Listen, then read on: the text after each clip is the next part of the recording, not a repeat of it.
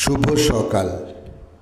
আজ 27শে ফাল্গুন 1431, ইংরাজির 12ই মার্চ 2025। কলকাতার গণনাট্য সংঘ ও বহুরূপী নাট্য সংস্থার একজন বিশিষ্ট অভিনেতা, সংগঠক ও ভদ্র মানুষ গঙ্গাপদ বসুর আজ জন্মদিন। 12ই মার্চ 1910 বর্তমান বাংলাদেশের যশোহর জেলার খাসিয়ালে তিনি জন্মগ্রহণ করেন। 1944 গণনাট্য সংঘের নবান্ন নাটকে তাঁর প্রথম রঙ্গমঞ্চে আত্মপ্রকাশ। এরপর 1948 বহুরূপী নাট্য সংস্থা গঠিত হলে তিনি সেখানে মঞ্চাভিনয়ে অংশগ্রহণ করেন।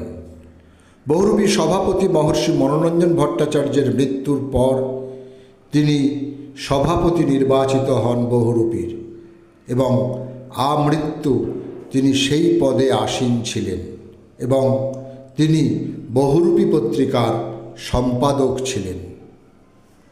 12ই মার্চ 1924 বর্তমান বাংলাদেশের ঢাকায় জন্মগ্রহণ করেন বিংশ শতাব্দীর বাংলা গানের একজন প্রধান গায়িকা উৎপলা সেন। প্রেম ও বিরহের গানে এক বিশিষ্ট বিষাদের সুর তিনি ধরেছেন তাঁর গানে। হেমন্ত মুখোপাধ্যায়, স্বামী সতীনাথ মুখোপাধ্যায় এবং অন্যান্য গায়কদের সঙ্গে অনেক ডুয়েট গানেও গেয়েছেন তিনি। প্রজাতন্ত্রী চীনের প্রথম রাষ্ট্রপতি সান ইয়াত সেনের আজ মৃত্যুদিন। সময়টা 1925। তিনি ছিলেন ডাক্তার, রাজনীতিবিদ, বিপ্লবী ও লেখক। তাকে বলা হয় নবীন চীনের অগ্রদূত। ভারতীয় বাঙালি গবেষক, সংগ্রাহক ও শিক্ষক ছিলেন ক্ষিতিমোহন সেন। বিশ্বভারতী বিশ্ববিদ্যালয়ের উপাচার্য হিসাবেও তিনি দায়িত্ব পালন করেছেন। রবীন্দ্রনাথ ঠাকুর সম্পাদিত 100 পোয়েমস অফ কবির বইটি তাঁর সংগ্রহে অবলম্বনে রচিত। এছাড়াও তিনি বেদ, উপনিষদ, তন্ত্র, স্মৃতিশাস্ত্র, সঙ্গীতশাস্ত্র এবং আয়ুর্বেদ শাস্ত্রেও তিনি পারদর্শী ছিলেন। 1960-এর 12ই মার্চ তিনি অমৃতলোকে যাত্রা করেন।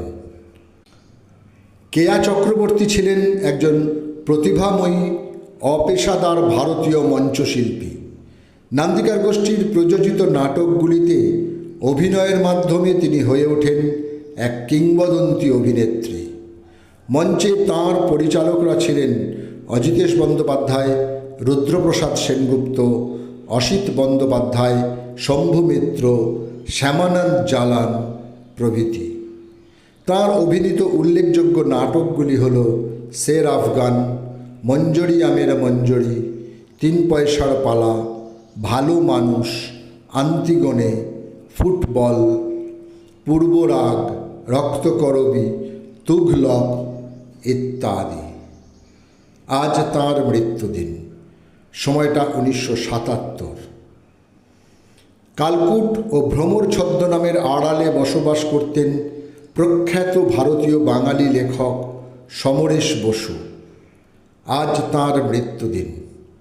12ই মার্চ 1988, 63 বছর বয়সে ইহলোক ত্যাগ করেন তিনি। ছদ্মনামে লেখা শাম্ব উপন্যাসের জন্য 1980 সালে তিনি একাডেমি পুরস্কার লাভ করেন। 12ই মার্চ 2013, 75 বছর বয়সে কলকাতায় শেষ নিঃশ্বাস ত্যাগ করেন ভারতীয় বাঙালি চিত্রশিল্পী ও নকশাকার গণেশ পাইন। বাংলার লোককাহিনী ও পৌরাণিক কাহিনীর থিমগুলি সম্পর্কে কাব্যিক, অতিরিক্তবাদ, ফ্যান্টাসি ও গাঢ় চিত্রকল্পের নিজস্ব শৈলী গড়ে তুলেছিলেন তিনি। সকলকেই আমার আনত প্রণাম।